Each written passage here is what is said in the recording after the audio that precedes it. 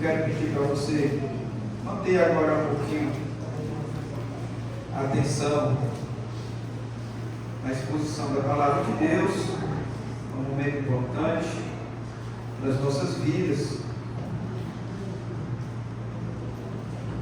E nós vamos, de forma bem tranquila, nós vamos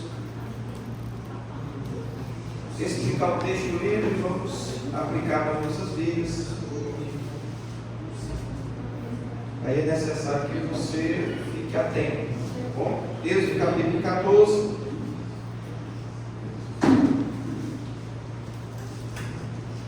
Os versículos de número 1 em diante. Nós vamos ler. Eu vou parar por enquanto a leitura do versículo 14, tá certo? Então é de 1 a 14. Êxodo 14, de 1 a 14. Todos encontraram? Digam amém? Amém. Quem não encontrou, não fica preocupado, porque o texto vai ser projetado aí para você acompanhar.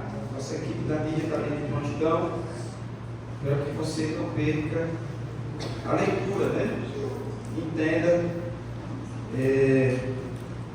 palavra. Diz assim, meus irmãos, o texto bíblico. Disse o Senhor a Moisés: fala aos filhos de Israel que retrocedam e se acampem de fronte a Pi-Hahirote, entre Migdol e o mar, diante de Baal-Zephon, em frente dele vos acompanharei junto ao mar. Então Faraó dirá dos filhos de Israel: estão desorientados na terra, o deserto os encerrou. Endurecerei o coração de Faraó para que os persiga, e serei glorificado em Faraó e em todo o seu exército, e saberão os egípcios que eu sou o Senhor. Eles assim o fizeram. Sendo, pois, anunciado ao rei do Egito que o povo fugia, mudou-se o coração de Faraó e dos seus oficiais contra o povo, e disseram: que é isto que fizemos, permitindo que Israel nos deixasse de servir? E aprontou o Faraó o seu carro, e tomou consigo o seu povo, e tomou também 600 carros escolhidos, e todos os carros do Egito, com os capitães sobre todos eles. Porque o Senhor endureceu o coração de Faraó, rei do Egito, para que perseguisse os filhos de Israel. Porém, os filhos de Israel saíram afoitamente. Perseguiram-nos os egípcios, todos os cavalos, carros e carros de Faraó, e os seus cavalarianos, e os seus exércitos, e os alcançaram, acampados junto ao mar, perto de Pi-Hahirote, de fronte a Baal-Zephon. E chegando Faraó, os filhos de Israel levantaram os olhos, e eis que os egípcios vinham atrás deles, e temeram muito. Então os filhos de Israel clamaram ao Senhor. Disseram a Moisés: será por não haver sepulcros no Egito, que nos tiraste de lá, para que morramos neste deserto? Por que nos tratastes assim, fazendo-nos sair do Egito? Então, é isso que te dissemos do Egito: deixa-nos para que sirvamos os egípcios, pois melhor nos fora servir aos egípcios do que morrermos no deserto. Moisés, porém, respondeu ao povo: não temais, aquietai-vos, e vede o livramento do Senhor que hoje vos fará, porque os egípcios que hoje vedes, nunca mais os tornareis a ver. O Senhor pelejará por vós, e vós vos calareis. Vamos orar, meus irmãos. no nome de Jesus, pela palavra. Meu Senhor, a palavra que nós acabamos de ler, ela é tua, Senhor. Por isso nós não nos sentimos, Pai Santo, como seres humanos, pecadores, capazes de interpretá-la de uma forma em que essa mensagem não vem diretamente do Senhor. Por isso nós nos humilhamos diante de Ti, para que o Teu Espírito Santo nos use, me use nesta noite, para que eu possa transmitir a Tua palavra com autoridade e ousadia, vindo, Senhor Deus, diretamente do alto. Meu Pai, que o Teu Espírito Santo possa preparar os nossos corações, para nós recebermos a Tua palavra nesta noite, e que esta palavra, ela se torne, se faça compreendida por todos nós aqui. É a nossa oração que nós fazemos, no nome de Jesus. Amém. Amém. Meus irmãos, nós estamos meditando nesses dias na igreja sobre a igreja dinâmica, a igreja que não para. Essa é a proposta do nosso projeto esse ano aqui na igreja. É fazer com que a igreja entenda que ela tem que estar sempre em movimento, em constante movimento. Nós entendemos que a igreja é um organismo. A Bíblia fala que nós somos um corpo. Não é isso, irmãos? E nós sabemos que, figuradamente, o corpo, ele é composto por vários membros. É um organismo. E um corpo, para ser corpo, ele precisa se movimentar. Amém, meus irmãos? A gente precisa de todos os membros para que ele se movimente. Há dificuldade no corpo quando o corpo perde a perna, por exemplo. Né? O corpo vai continuar se movimentando, só que de uma forma mais vagarosa, mais lenta. Então, a igreja é esse organismo, é esse corpo que está em constante movimento, certo? No domingo passado eu expliquei para os irmãos sobre isso. Por que a igreja não para? Por que a igreja nunca parou? Por que nós estamos de pé até os dias de hoje? Né? Por conta justamente dessa dinâmica. O Senhor, quando Ele instituiu a igreja veterotestamentária, ainda lá atrás no Antigo Testamento, Ele deu a ordem para o seu povo continuar seguindo com um propósito. E Deus ele fez promessas para o seu povo de expansão e multiplicação na terra. Ele fez promessa com Abraão, ele fez promessa com Isaac, ele fez promessa com Jacó e com tantos outros. Deus sempre fez questão de deixar claro essa expansão. Quando ele chama Abraão, ele diz que ele pede para ele olhar para a areia do mar, né? E ver e promete que o povo dele seria muito maior do que a areia do mar. Ou seja, Deus, quando fez a sua promessa de constituir e criar um povo na terra, ele fez dessa forma. Então o projeto de Deus é multiplicar. A ordem de Deus, lá quando ele constituiu a família, ainda lá em Gênesis, foi justamente essa: ele diz, crescei e multiplicar. Então Deus tem uma promessa para o seu povo, para a igreja. A promessa é de expansão, é de povoar o mundo todo. Então a igreja, nesse sentido, desde o Antigo Testamento, nós que compomos, né, esse núcleo do povo de Deus na terra, a ideia central é essa, é de multiplicação. E para que essa multiplicação ocorra, nós precisamos dos agentes na terra. Os agentes somos nós, que é a igreja, que são as pessoas, são os crentes, são os cristãos, é o povo de Deus de todas as épocas, meus irmãos. Então, esse povo é que são os agentes. Eles é que divulgam, eles é que falam, eles é que fazem acontecer a obra de Deus aqui na terra. E nós, como igreja contemporânea e atual, nós estamos inseridos nesse cenário também. E temos uma grande responsabilidade, que é dar continuidade a esse crescimento, a essa expansão do mundo. É agregar pessoas todos os dias a essa comunidade, a esse núcleo. A igreja que não para está ciente disso, faz isso, promove isso e vive isso todos os dias. todos os dias. Eu digo para os irmãos aqui que a nossa razão de ser é pregar o Evangelho. A nossa maior missão, instituída por Jesus Cristo, é pregar o Evangelho. É a nossa obrigação. Falei no domingo passado, Paulo falou isso, né? É a obrigação nossa pregar o Evangelho no mundo. Paulo disse: ai de mim, se não pregar o Evangelho. Então Jesus, quando saiu daqui, ele disse: ide por todo mundo e preguem o Evangelho a toda criatura. Então é nós que temos que fazer isso. Os discípulos de Jesus, os discípulos que entendem a proposta, os discípulos que entendem a sua razão de ser na terra. É nossa missão. A igreja não pode parar. E eu faço parte dessa comitiva, desse povo, dessa comunidade que só agrega pessoas a esse núcleo, que o cabeça dele é o Senhor Jesus Cristo de Nazaré, meus irmãos. Só que para que isso ocorra, nós precisamos aprender algumas coisas com o Senhor, nosso Deus maior, e com Jesus Cristo.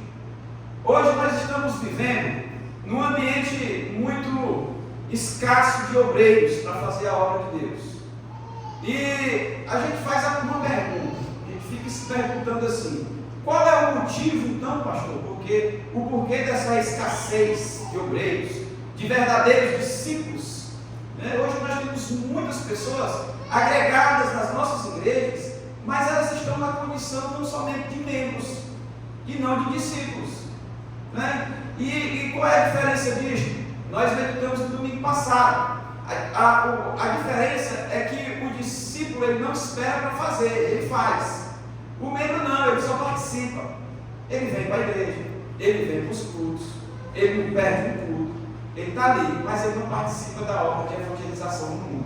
O discípulo não espera ninguém fazer, ele se levanta e diz: eu tenho uma missão particular com Jesus, é de pregar o Evangelho, é de contar essa história que eu vivo para outras pessoas.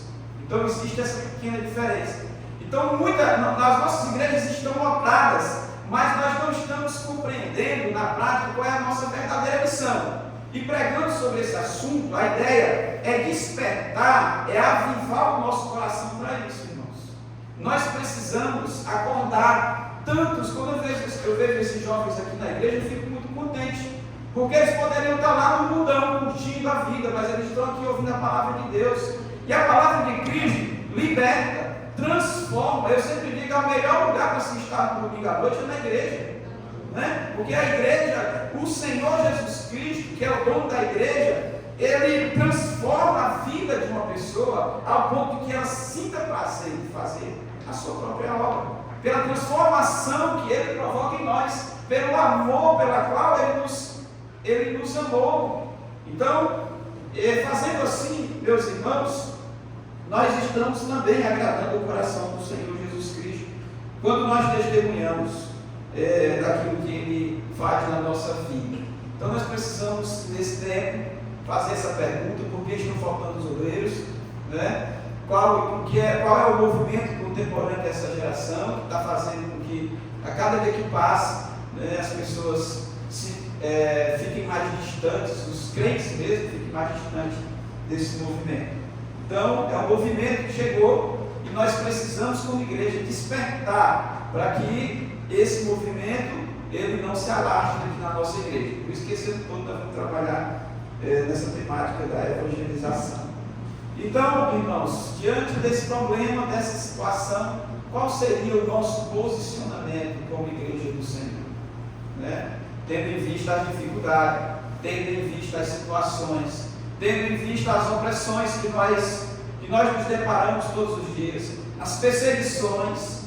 Hoje ser crente para algumas pessoas é motivo de afronta. Quando a gente chega em casa, eu vejo aqui, eu testemunho, porque eu discipulo os nossos convertidos, eu conversando com os nossos convertidos sempre dizem assim: pastor, eu cheguei em casa tão feliz, contando a novidade da minha vida, e quando eu cheguei em casa, eu não fui aceito ou aceita, porque eu entreguei a minha vida a Jesus. Então, passei a ser oprimido dentro de casa, por simplesmente aceitar Jesus como Salvador da minha vida. Então, o ambiente é esse, o cenário é esse, as situações são diversas e difíceis mesmo, e a gente precisa aprender como se posicionar diante dessas situações, irmãos. E o texto que nós lemos é o que a gente percebe aqui com o povo de Deus quando estava saindo do Egito.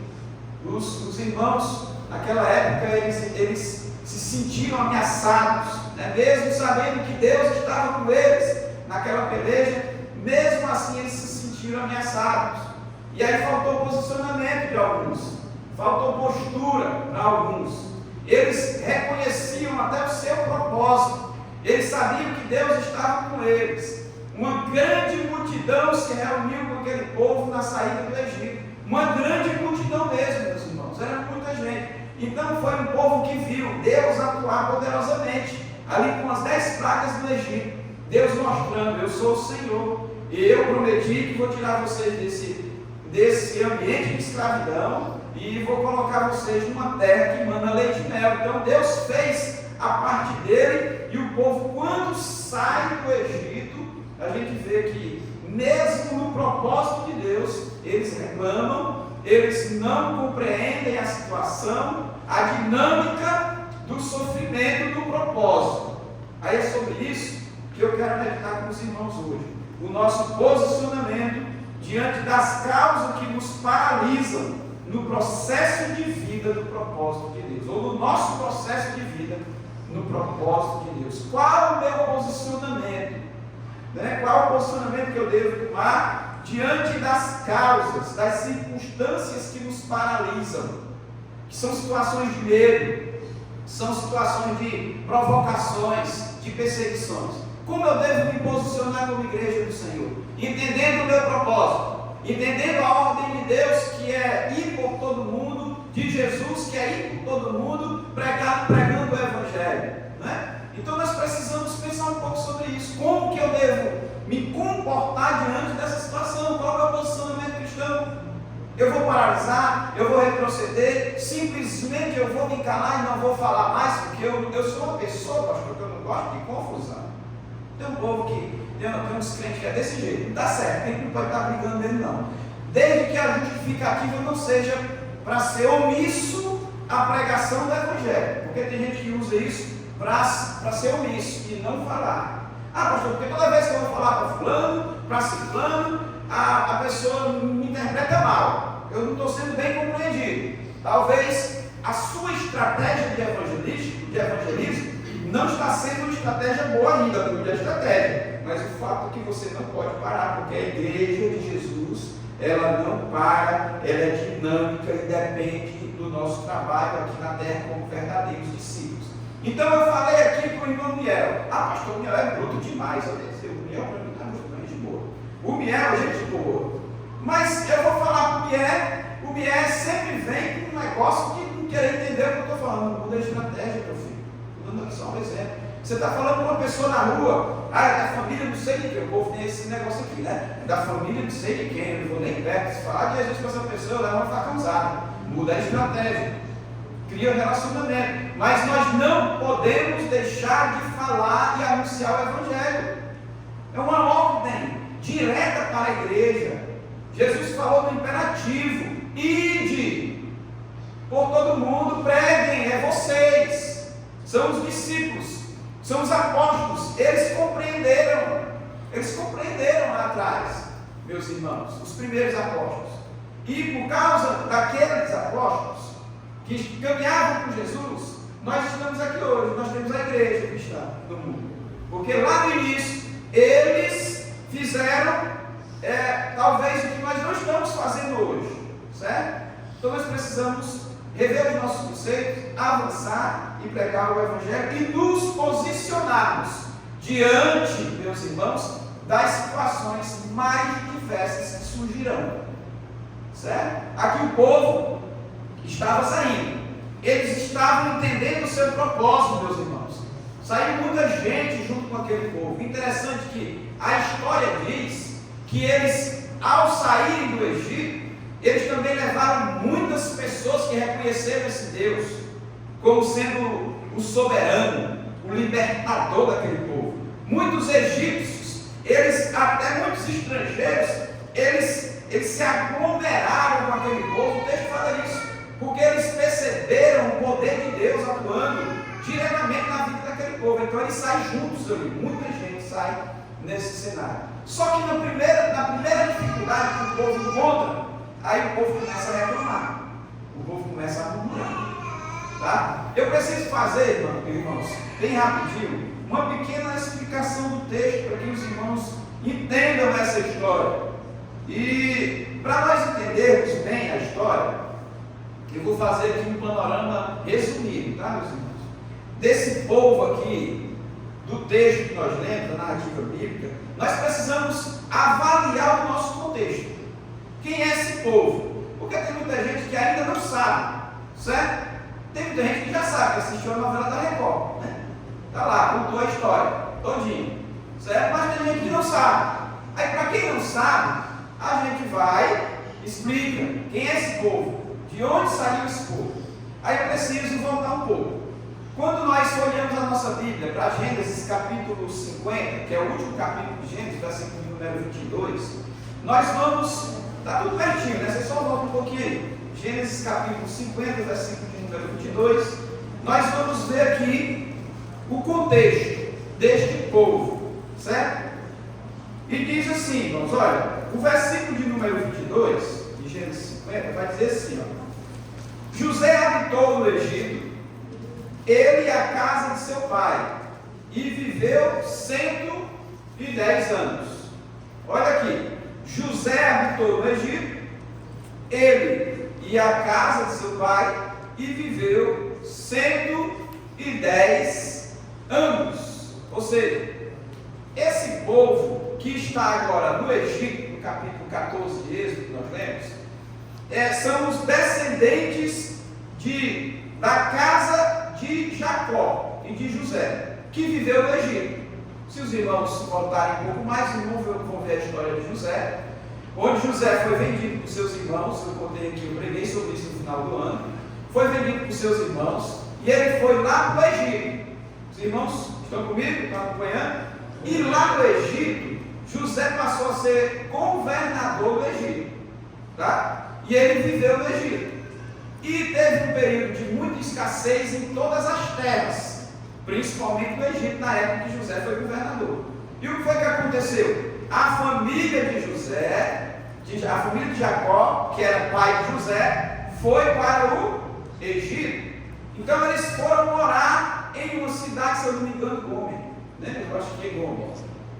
Eles estavam no Egito.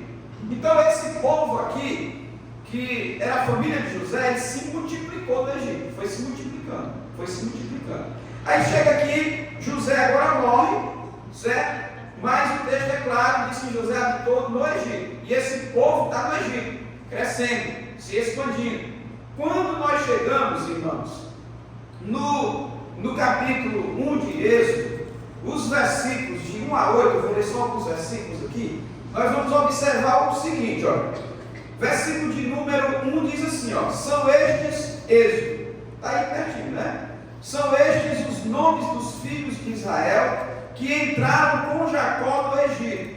Cada um entrou com a sua família. Aí daqui os nomes de todos eles aqui, ó. No versículo de número 7 diz assim: mas os filhos de Israel foram fecundos, aumentaram muito e se multiplicaram grandemente e se fortaleceram de maneira que a terra se encheu deles. Ou seja, Deus tinha uma promessa com esse povo. Por onde esse povo passava, esse povo se multiplicava, crescia e se unia quando se encontravam, né? Eles vinham de todas as partes. A promessa começa com Abraão, mas especificamente aqui, irmãos, nós observamos que este povo, ou a maioria deste povo, saiu do Egito. Que saiu do Egito está nesse contexto aqui, certo? Os da família de Jacó. Mas o texto fala que muitos foram agregados a eles, certo? Muitos foram agregados a essa comitiva, a essa comunidade.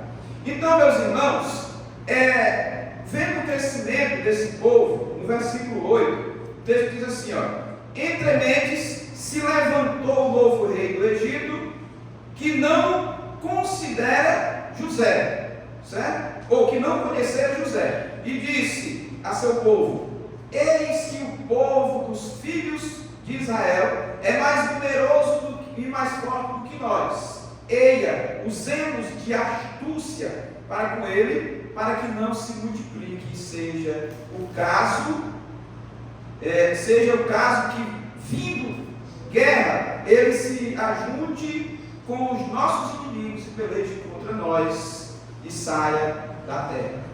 Ou seja, o faraó entra, um novo rei, aí ele se preocupa com o crescimento e a expansão da igreja que não para, do povo de Deus que não para. Já lá no Velho Testamento ainda, o povo cresce, e isso é preocupante. Por que esse povo reproduz rápido? Por que esse povo se multiplica rápido? Por que as mulheres hebreias, elas são férteis, né? Por que elas engravidam com facilidade? Por que elas estão à frente das mulheres egípcias? Deus era que estava no controle e no propósito, executando a sua promessa de multiplicação, de expansão na terra. Aí o povo vai se expandindo, o povo vai crescendo, meus irmãos. Então isso preocupa muito o rei. E no versículo de número 15, o texto diz aqui que eles há uma preocupação, então o rei agora vai parar esse crescimento numeroso, que pode ser que esse povo se volte contra nós. O rei se sentiu ameaçado. Aí no versículo 15, veja bem o que o texto diz, o verso diz: o rei do Egito ordenou as parteiras hebreias, das quais uma se chamava Sifrá e outra Puá. Você tinha coragem de colocar o nome desse? Né? Mas está aqui, na Bíblia, né? São as parteiras da Bíblia. E essas mulheres, esses nomes aqui ficaram na história gravados. E hoje nós brincamos assim, meus irmãos, mas é uma brincadeira carinhosa, porque hoje nós no Brasil, por exemplo, não faz sentido, né? Mas elas construíram uma história no meio do povo de Deus, porque ao invés de obedecerem ao rei, elas obedeceram ao Deus de Israel. Elas ficaram com medo. Sifrá e Puá, meus amados irmãos, eram as parteiras. O rei disse: agora vocês vão aniquilar e matar todo menino hebreu. Todo menino hebreu. No versículo 16, o texto diz isso, olha, dizendo: quando servirem de parteira às hebreias, examinai. Se for filho, matai-o. Mas se for filha, que viva. Que viva. Então o rei decretou a ordem às parteiras. Toda vez que você chegar na casa de uma hebreia, se for nascer um menino macho, mata. Deixa só as mulheres, só o sexo feminino. Aí entra a história de Moisés, meus irmãos. Moisés nasce nesse cenário aí. O rei preocupado com a expansão do povo de Deus que cresce de uma forma rápida. Então entra Moisés no cenário.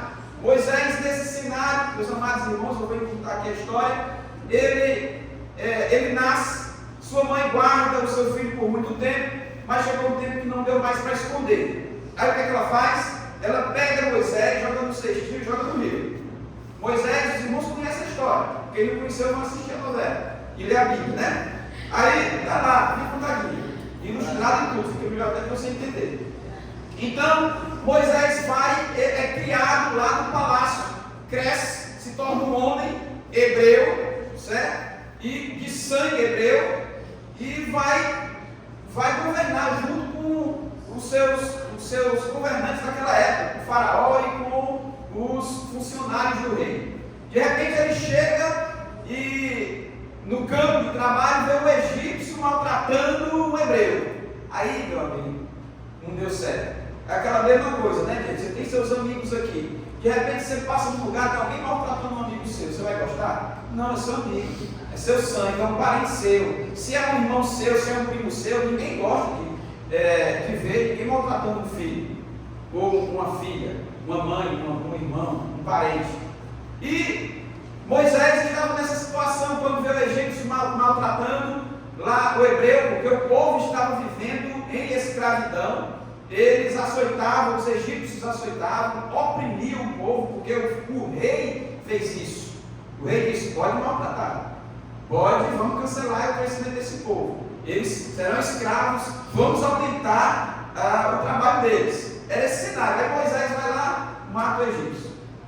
E aí os irmãos sabem como é que continua a história. Moisés tem que fugir, e ele vai ser preparado nessa fuga para retornar depois e libertar o povo de Deus que estava na escravidão, meus irmãos, que é o capítulo 14 que nós acabamos de ler aqui, o povo saindo do Egito. Só que antes, irmãos, no capítulo de número 2, do versículo de número 23 ao 25, tem um negócio interessante aqui. O povo suplica ao Senhor. Versículo 23, capítulo 2 de Êxodo, em diante, diz assim: decorridos muitos dias, morreu o rei do Egito, os filhos de Israel, morreu o rei do Egito, e os filhos de Israel gemiam sob a servidão, e por causa dela clamaram, e o seu clamor subiu a Deus. Ouvindo Deus o seu gemido, olha o gemido, irmãos, lembrou-se da sua aliança com Abraão, com Isaac e com Jacó. E viu Deus os filhos de Israel, e atentou para a sua condição. O povo agora geme, sofrendo, e aí o povo busca a Deus com gemidos. É assim que a gente faz, né, irmãos? Quando nós estamos sofrendo, estamos nos sentindo oprimidos, ou passando por alguma coisa que o pecado causou em nós, a gente geme diante de Deus, clama por Ele, e o Senhor, pela sua misericórdia, Ele exerce de compaixão conosco, assim como fez com esse povo aqui. Aí Deus escuta o clamor do povo, aí Deus chama Moisés para um encontro numa sarça que está como uma chama de fogo, e essa chama de fogo não se apaga. Então Moisés, quando vê aquilo, ele fica admirado por aquilo, porque que aquela sarça continua verde e o fogo não consome. E o que é isso? Moisés vai se aproximando, quando ele chega lá, é o Deus Todo-Poderoso que diz: eu ouvi o clamor do povo, que geme, que pede por libertação. E você, Moisés, é o cara que vai tirar, que vai conduzir esse povo nessa trajetória da saída, da fuga do Egito para a terra prometida. Moisés: Senhor, eu não sei falar bem, eu não sou eloquente, porque eu, Senhor. São as dificuldades que nós apresentamos muitas vezes para Deus, irmãos. Deus nos chama com uma missão, com um propósito, e às vezes o nosso posicionamento é este diante de Deus. A primeira reação que nós temos, ou a primeira resposta que nós damos para Deus é essa: é mencionar e relatar a nossa incapacidade. Sabe, nós sentimos medo muitas vezes de encarar uma missão que Deus delega a nós. Sentimos dificuldade, temos medo, mas você mesmo sabe que você tem potencial. E se Deus te chamou, é porque Ele acredita e confia em você, e confia em mim também. A Bíblia diz, Paulo fala que Deus escolhe as coisas loucas deste mundo para confundir as coisas sábias. Então Deus faz isso na nossa vida. Então Deus poderia ter chamado em primeiro lugar Arão para conduzir o povo, porque Arão falava bem, mas Deus disse: não, é Moisés, Arão vai ser teu auxiliar, vai ser teu secretário. Tu fala, se não souber interpretar, Arão vai lá e fala da maneira pedagógica para Faraó, explicando as normas da BNT. Sei lá, quem é professor sabe o que eu estou falando, quem não é, não sei nem se eu falei certo. Mas, meus irmãos, era isso. Aí Deus: mas Senhor, como que eu vou preparar um discurso? Moisés, como que eu vou preparar um discurso para enfrentar o Faraó? Que para falar com o Faraó, meu amigo, eu tenho que ter uma boa oratória, eu tenho que ter um discurso público, tenho que ter um discurso político para chegar. Tem todo um procedimento. Oh, meu rei, soberano, porque o Faraó naquela época era soberano, a ideia é de soberania mesmo. Ele exercia comando sobre todas as coisas, sobre o mundo daquela época. Então era palavra de rei. Como chegar até lá? Eu não tenho capacidade. eu não tenho disposição, eu não tenho posicionamento, Senhor. Aí Deus começa a falar com Moisés e mostrar o seu poder e a sua glória. Irmãos, no versículo número 5 e 6 de Êxodo capítulo 3, diz assim, olha, Deus continuou, não te chegues para cá, tire a sandália dos pés, porque o lugar em que estás é terra santa. No versículo 6, Deus diz assim, e disse mais, eu sou o Deus de teu pai, Deus de Abraão, o Deus de Isaac, o Deus de Jacó. E Moisés escondeu o rosto, porque temeu olhar para o Senhor, para o poder de Deus. E aí depois no versículo 11 mostra a incapacidade dele. Ele diz, então disse Moisés, quem sou eu para ir a Faraó, tirar do Egito os filhos de Israel? Quem sou eu? Quem sou eu? Deus te chamou com um propósito, irmão. Você foi alcançado pela graça de Jesus Cristo na sua conversão. Quando você levantou a sua mão, você disse, eis-me aqui, Senhor, eu quero entregar minha vida a Ti. Então, Deus te alcança, Deus te aceita, Deus te salva, Deus te perdoa, Jesus te perdoa, através do seu sangue na cruz, e você entra no propósito. Só que quando Deus te chama mais para perto dele e te delega a missão, você diz assim, quem sou eu, Senhor, para que eu tire aquele povo do Egito? Quem sou eu, Senhor, para pregar o Evangelho? Quem sou eu, Senhor? Eu sou tão pequeno, deixa para o pastor que é menor que eu. Sabe, nós ficamos utilizando ou usando essas desculpas, meus irmãos, para não fazer a obra de Deus. Aí Deus disse, Moisés, tu entrou no propósito, não tem mais como fugir. Aí Deus começa a dizer, olha, esse cajado está na tua mão, segura ele aí. Aí Deus vai mostrando que ele é Deus. Aí Moisés vai, eita, é Deus. Mas eu não sei falar, peraí, vou chamar Arão para lhe ajudar. E Moisés aceitou a missão. Aí nós chegamos, irmãos, no capítulo 14, vou lá diretamente para o versículo 14. Moisés chega para Faraó, os irmãos sabem da história, anuncia as pragas, o poder de Deus, vai lá até Faraó se convencer que tem que tirar, que tem que liberar esse povo. Ele se convence, ele diz, tudo bem, Moisés, depois da morte dos primogênitos, ele chama Moisés e diz, tira esse povo daqui, vocês podem sair. Aí então o povo sai, numa grande e numerosa comitiva, meus irmãos, uma grande e numerosa comitiva. Aí chega no capítulo 14, aí aqui no capítulo 14 o povo sai sorrindo à toa, né? De saída saindo do Egito, todos felizes, todos contentes, ele sai sorrindo e começa aí a sua peregrinação pelas terras do deserto. Peregrinação, caminhando a cada dia, passo de cada vez, Deus sustentando esse povo.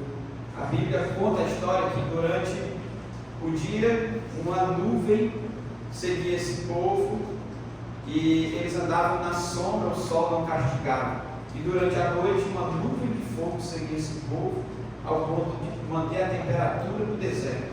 Esse povo não parava, a igreja caminhava. Esse povo, o povo de Deus, estava sempre, em constante movimento no deserto, seguindo a sua peregrinação rumo ao seu propósito, ao seu destino final, que era a terra prometida, que Deus havia prometido a esse povo. Deus cuidando, Deus livrando, Deus protegendo. Só que nessa caminhada, no capítulo 14 que nós lemos, nós percebemos que o povo passa por uma situação, a primeira situação, de pânico e de medo. De medo. É aqui, meus irmãos, que nós percebemos que o povo não soube se posicionar diante da situação de pânico e de medo que foi criada aqui, o povo saindo. Tem um ditado que nós utilizamos, né? Aquele ditado diz assim: nadei, morri no cedo, né? O povo de Israel estava nesse cenário aqui, olha, está todo mundo indo, todo mundo junto, sabe? É um retiro espiritual que tinha só de homens 600 mil homens, fora mulheres e crianças. Olha que retiro é esse, imagina para pagar um sítio, né? Para poder colocar esse povo todo.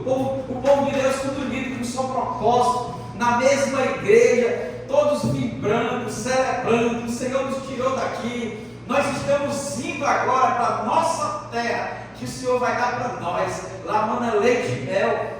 Esse era o pensamento de todo mundo peregrinando pelo deserto. Eu fico imaginando quando eles olhavam para as nuvens e eu ficava admirado. Por que desse lado tem sol e aqui tem sombra?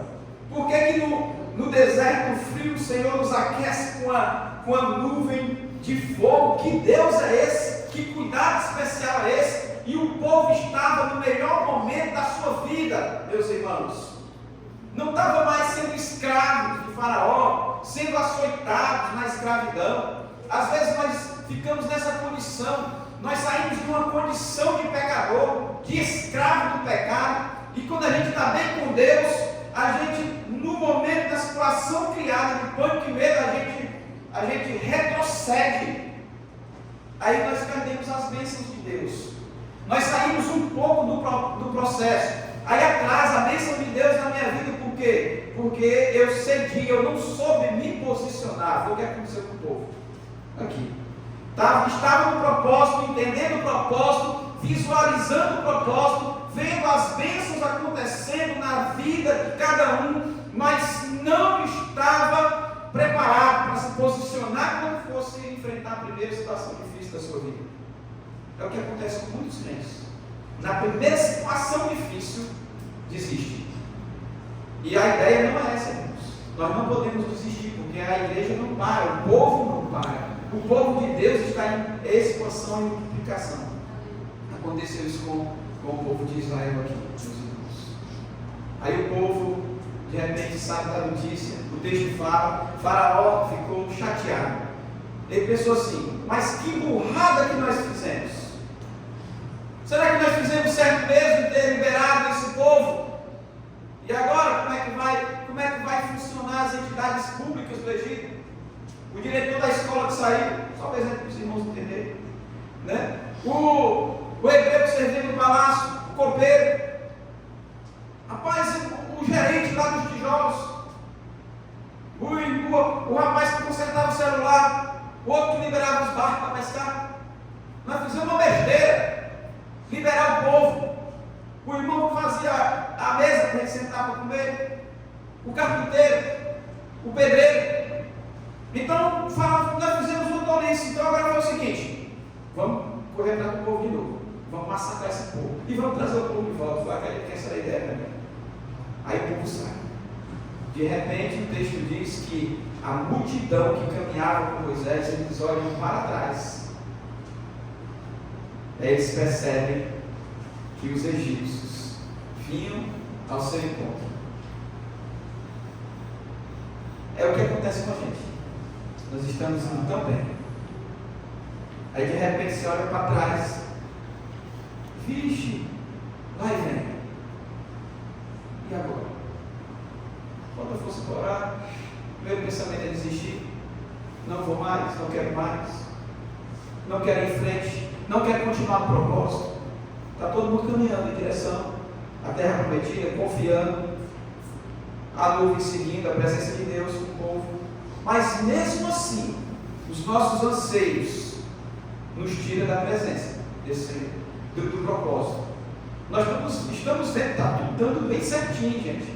Mas nós temos uma tendência de olhar para os egípcios que vêm lá atrás. para as dificuldades que vem lá atrás, para os problemas que vem lá atrás, a gente desiste do propósito de Deus. Aí, meus irmãos, esse era o cenário do povo, nesse contexto aqui, era a situação do povo. Como nós aplicamos para as nossas vidas essa narrativa, né? Tudo isso que nós meditamos aqui, a história do panorama, né? Desse panorama que a gente fez bem resumido aqui, do povo de Deus. Bom, primeiro, o crente não deve se acomodar diante das situações que se levantam contra ele. Ele tem que encarar. Ele tem que encarar. A gente, às vezes, nós nos sentimos muito incomodados com as situações. Problema é para ser encarado. Dificuldade é para ser encarada. Por quê, pastor? Porque tem a presença de Deus em nós. Os egípcios tinham a presença de Deus. Eles viam, eles sentiam Deus cuidando deles, mas eles não encararam. E nós, como cristãos, nós temos Cristo em nós com todo o seu poder. Então nós não podemos nos acomodar diante das situações que se levantam contra nós. Eu e você, nós temos que encarar. A situação é que Faraó se arrepende, né, e começa a perseguir o povo de Deus, que caminhava feliz da vida rumo à terra prometida.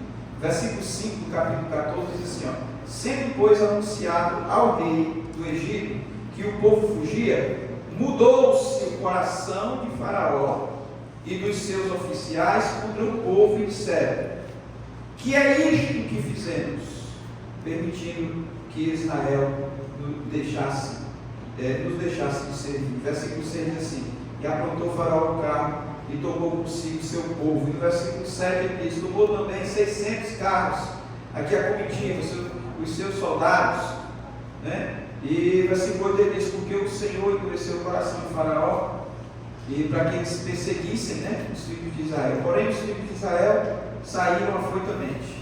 No versículo 9 diz: perseguiram-nos os egípcios, todos os cavalos e carros de Faraó e os seus cavalarianos e o seu exército, e os alcançaram acampados, né, junto ao mar perto de Pi-Hahirote, de frente a Baal-Zephon. A situação era essa. E o negócio aqui, meus irmãos, é complicado para o povo, né? E diante da situação, nós não podemos, dessa situação de perseguição, nós não podemos afrouxar, não podemos retroceder, e não devemos desanimar, meus queridos irmãos. Foi o posicionamento de Moisés no versículo 13.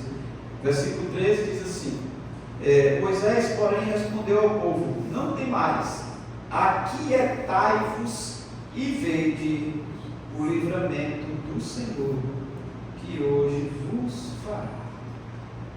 Porque os egípcios que hoje vedes, nunca mais os tornareis a ver. Qual é o posicionamento de Moisés, irmãos? Ele disse: não temais, aquietai-vos. Vocês estão quietos?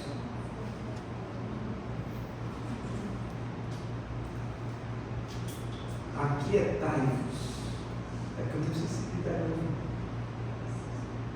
nós precisamos, meus irmãos, nós precisamos fazer e nos comportar como Moisés. O nosso posicionamento deve ser isso: aquietai-vos.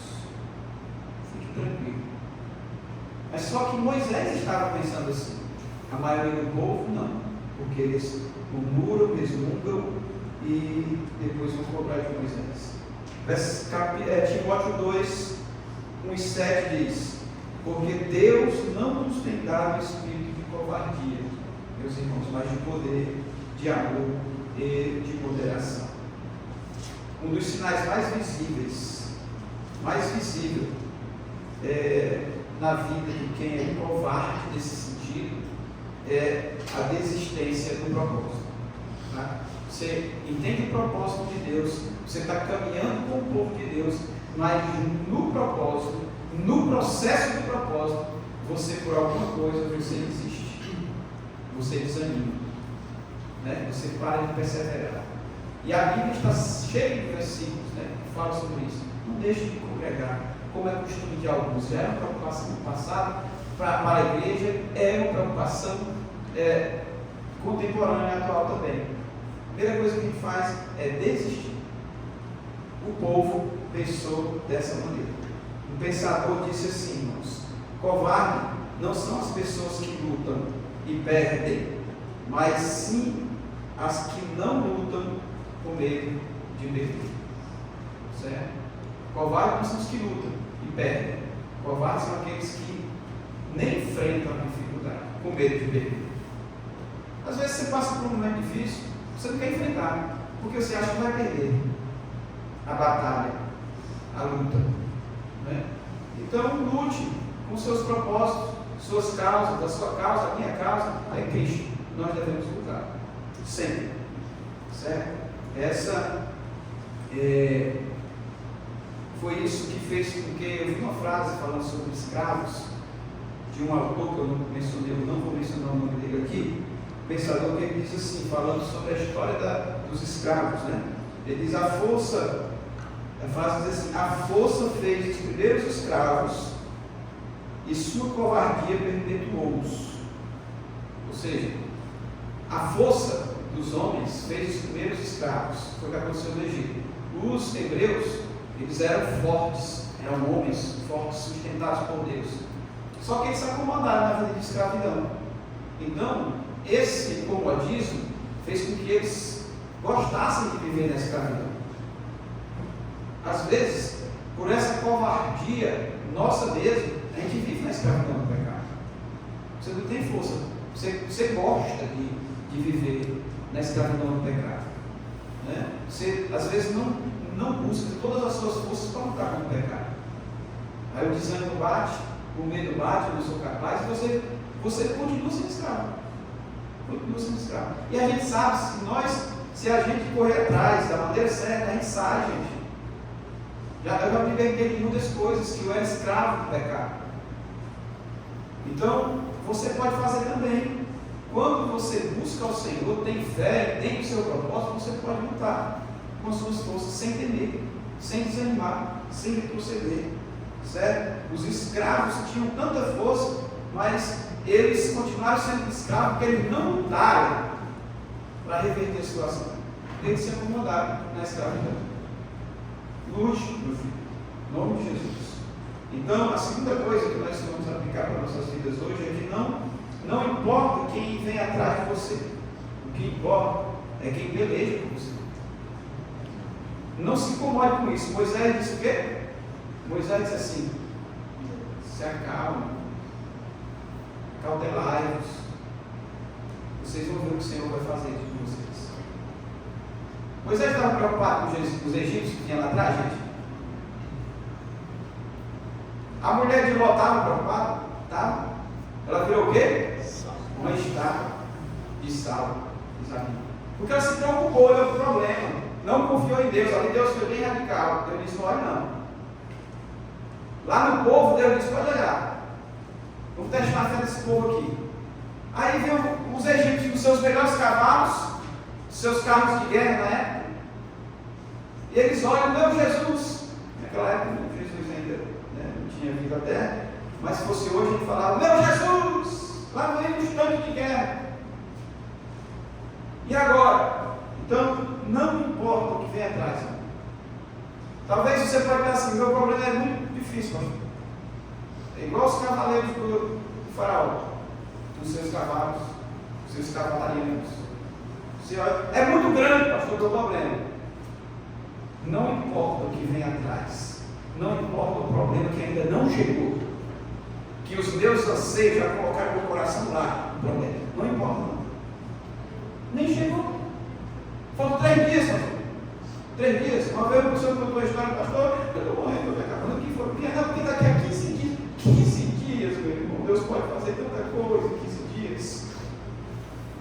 os cavaleiros ainda vêm lá atrás. Pastor, mas eu não vejo, eu não estou vendo, pastor, eu não estou conseguindo, pastor. Falta 15 dias, irmãos. Vai orar, em nome de Jesus. Não, mas não olha para trás, não fica lá não, porque tu vai se perder. Tu vai sofrer, vai suar frio, dá logo uma suadeira, né? Irmãos, eu também sou assim. Estou aprendendo a me controlar, mas eu fui mais. Eu ficava aperreado na suadeira, os cabelos ficam caindo, nasce os caroços aqui, a doutora Dalila sabe. O emocional afeta muita coisa na gente, nasce um tumor debaixo do braço, porque eu estou me acabando com uma coisa que ainda nem chegou, os soldados vêm lá atrás. Deus tem uma nuvem aqui de fogo, bem pertinho de mim, a provisão está aqui. Mas por que eu estou olhando para os egípcios que ainda vêm lá atrás? Nem chegou, o problema nem chegou, irmão. Tem gente que tem problema para um ano de antecipação, com um ano. O que é que eu vou fazer daqui a um ano? A Bíblia diz, o próprio Senhor Jesus disse para nós, que nos preocupar com o dia de hoje, não somente o dia de hoje. Amanhã é outro dia, a Deus pertence. Mas nós ficamos olhando para trás. O problema, os egípcios que vêm, e Deus não estava nem preocupado com isso, que os irmãos depois vão saber o que Deus fez com esse povo. Então não importa, gente. O que importa é quem peleja por você, não é quem vem atrás de você. Quem peleja por você, com você, é o Deus Todo-Poderoso, o Soberano, aquele que falou com Moisés lá na sarça que não se apagava o fogo de jeito nenhum. É esse Deus que peleja por você. Pelejar, o pelejar bíblico, irmãos, remete à imagem de Deus como um guerreiro poderoso que luta a favor do seu povo. Quando nós falamos isso, Deus peleja por você, entenda isso. Isso representa um Deus todo-poderoso que luta a favor do seu povo. Então, quando você falar assim, Deus peleja por mim, é esse o significado aqui. Um Deus todo-poderoso que luta a favor do seu povo. Ele luta a favor de você, ele luta a favor de mim. Pastor, olha para trás, eu não vejo nada, eu vejo só dificuldade, problema, pois olha para frente, meu irmão. Quem está pelejando com você é muito maior do que os soldados que vêm lá atrás de perseguir os seus problemas, seus dilemas, que nem chegaram ainda. Tem que ficar criando problema, doença, trazendo coisa ruim para dentro. Vamos viver hoje, é tão bom viver hoje. Olha, eu estou vivendo esse momento com os irmãos com tanta alegria, com tanta empolgação. Eu nem estou ligando porque as contas que eu tenho que pagar quarta-feira, daqui a 3 dias. Não estou nem aí. Hoje eu não estou nem aí mais para isso. Eu aprendi a viver desse jeito, irmãos. Vai chegar um dia que não vai ter. E aí? Eu vou morrer? Não. Depois você consegue. Tem solução para tudo. Até Peugeot tem solução. Peugeot. O meu carro quebra aqui, pô, passou na cidade. Não tem solução. Tem. Eu vou para ali, algumas peças, a pessoa fazer, eu estou mesmo. Puf, bota lá, o carro vai. Vai se embora. Aí o Peugeot, pastor, amém. Não. Tem solução para tudo, meu irmão. Para tudo. Então, você resolve daqui a 2 dias, amanhã ou depois. Mas, lute, peleje com o Senhor. Ele cuida de você. Ele cuida de mim. Tá? Então, foi isso que aconteceu com o povo. Versículo 13, eu vou ler a sua parte B, diz assim, olha, não tem mais, foi o que Moisés falou para o povo, aquietai-vos, qual é o seu problema? Tenha calma. A Bíblia diz que Moisés foi o homem mais manso da Bíblia. Eu fico imaginando Moisés falando com o povo. Irmão, tem aqueles irmãos assim, né? Se acalma. O problema é só esse. O problema é só esse. Né? Às vezes no papel de energia, a pessoa chega aqui no portão, pastor, quanto é? R$37. Deus, se acalma. Fazer aqui, mandar aqui um negócio no grupo dos homens, vamos pegar as coisas. É bem ligeirinho, como mandar 1, 2, 3, 4, 5. Pagou, resolveu. Se acalme, aquiete o seu coração. Aí, Moisés diz, vede e acautelai-vos, aquietai-vos e vede o livramento do Senhor, que hoje vos fará. Hoje vos fará. Posicionamento do crente. Quando você levantar de manhã, todo mundo na sua casa está dizendo, não vai dar certo hoje, não sei como é. Aí você faz assim, aquietai-vos. Olha a voz altiva de casa. O Senhor fará hoje um milagre nessa casa. Vocês creem, meu filho? Vocês estão crendo de verdade? Posicionamento no propósito. Você está no propósito de Deus, então você tem que entender isso. Se acalma, mulher de Deus. Se acalma, homem de Deus. O Senhor peleja por nós. Amém. Hoje Ele fará um milagre. Ponto. É a nossa fé, irmão. Só faz sentido se nós agirmos assim. Nos posicionarmos dessa maneira. Terceira coisa, se posicione com quem vive e entende o propósito, como quem vive e entende o propósito de Deus. É o que nós estamos falando aqui. O posicionamento de quem compreende o que está fazendo e entende o propósito é diferente. A postura é outra. Você já pensou, você já viu o segurança do seu posto de serviço? Já viu? Você vai ali no Bom Jesus, é cheio de segurança seguidamente, né? Quem tem desemprego?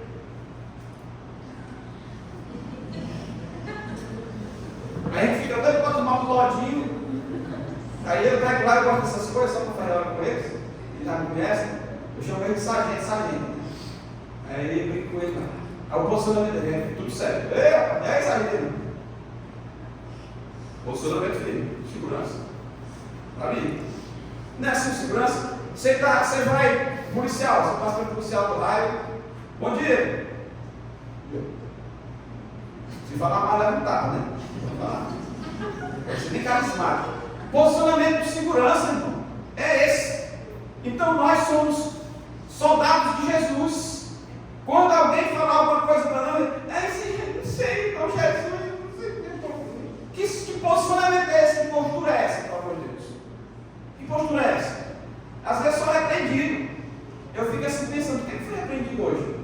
Eu chego lá e falo alguma coisa negativa, a pessoa diz assim, tenha fé, pastor, tenha fé, rapaz. A postura do crente. Tá certo, irmão. Eu tenho que imitar. Porque o nosso posicionamento deve ser esse, no propósito de Deus. É o posicionamento do soldado, segurança. Um soldado ele é treinado para isso. Eu fui soldado do exército. Nós tínhamos um posicionamento. Todos nós éramos medrosos, mas o posicionamento assustava. Tinha coisa que tinha que gritar alto dele. Soldado, vitorioso, que vem para vencer. Eu bem pequenininho, né? Um pouquinho, quase eu não passo. Fiquei no último. Aí eu me Jesus Cristo. Mas eu estou lá com o pessoal, né? Gritando. Eu vou passar na boca. Da soldado, não soldado do exército. Eu estou deixando lá de medo. Mas o posicionamento é esse. É para afrontar mesmo, para causar medo, pânico. Você chega no local, está cheio de demônio, você chega lá, foi isso aí. Em nome de Jesus, né? Você tem esse cara aí. Sai! É o posicionamento de quem serve a Deus, irmãos. É a postura. A postura fala muito. Fala muito. Uns crentes às vezes chegam nos cantos. Pelo amor de Deus. Às vezes eu vejo aqui, eu me incomodo às vezes, né? Com alguns irmãos que bocejam alto na igreja. Ah, meu Deus, eu chego tão motivado. Aí eu não morri de sono. A postura, como é que eu vou me portar como soldado que está vigiando? Porque a psicologia fala que a gente é influenciado com essas coisas, não é assim? Se um boceja, o outro está perto, nem está com sono, mas está vendo? Que soldados somos nós, meus irmãos? Né? Que postura nós temos? É a nossa postura, né? Ajuda nós, Jesus, né, irmãos? Nos ajuda a sermos bons soldados. Postura. Pronto. Eu sou e pronto. Acabou-se. Se as pessoas vão gostar de mim ou não, aí é problema delas. Não é estratégia para que elas gostem. Mas não deixe de ser crente. Não deixe de ter postura de fé. Isso é convicção, meus irmãos. O posicionamento nosso deve ser esse. O posicionamento de Deus, ele é firme, assertivo, convicto, cirúrgico e preciso. No versículo de número 15, irmãos, vai dizer assim: Deus disse para o povo assim, Moisés disse para Deus e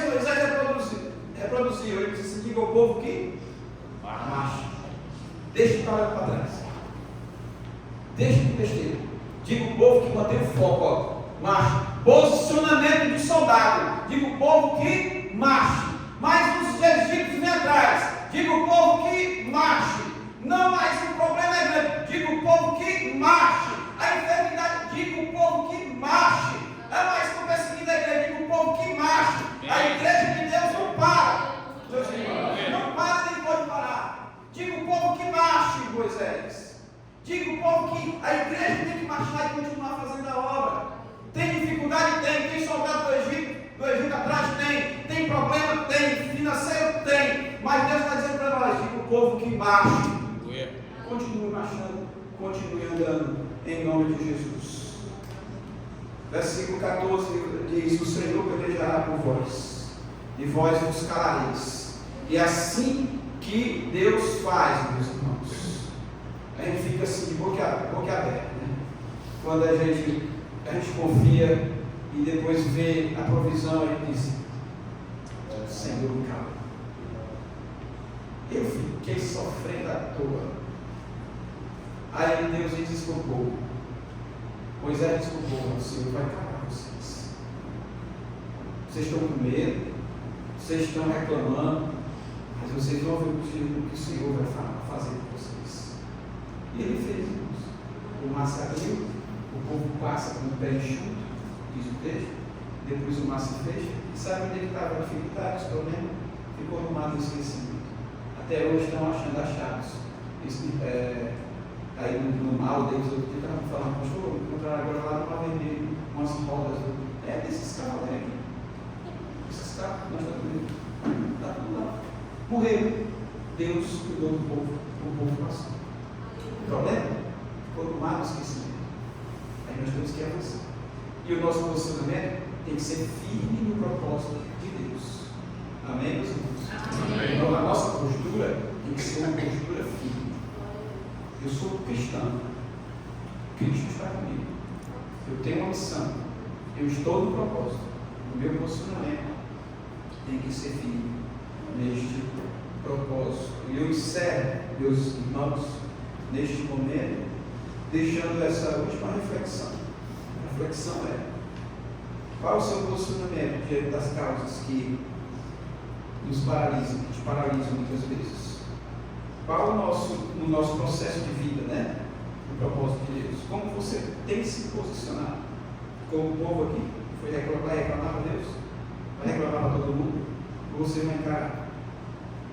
Você vai orar? Você vai pôr seu joelho no chão?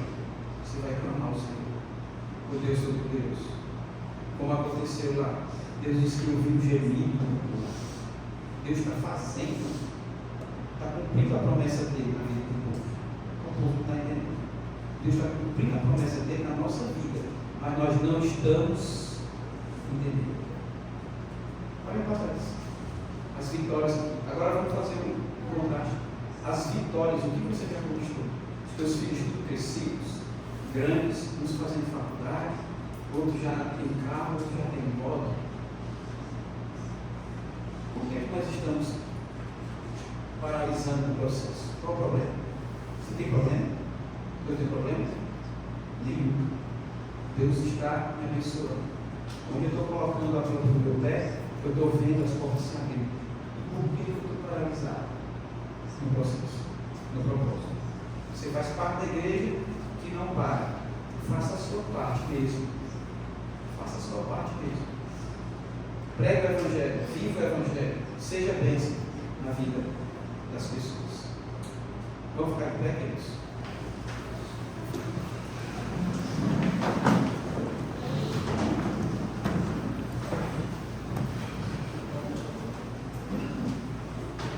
O que tem te paralisado? O que tem te paralisado? Eu quero que você reflita sobre isso. Talvez você chegou hoje aqui com um problema muito sério na sua vida. Não conheço sua vida, não conheço seu coração, nem como você está vivendo, mas o Senhor conhece o seu coração. O Senhor sabe o que internamente você está passando, o que tem te escravizado. O Senhor sabe qual a tua dor, qual o teu sofrimento, e Ele quer nesta noite te ajudar nisto. Ele quer cuidar de você. Ele está com você. Se você não entrou no propósito ainda e quer entrar, eu aconselho que você entre hoje, em nome de Jesus.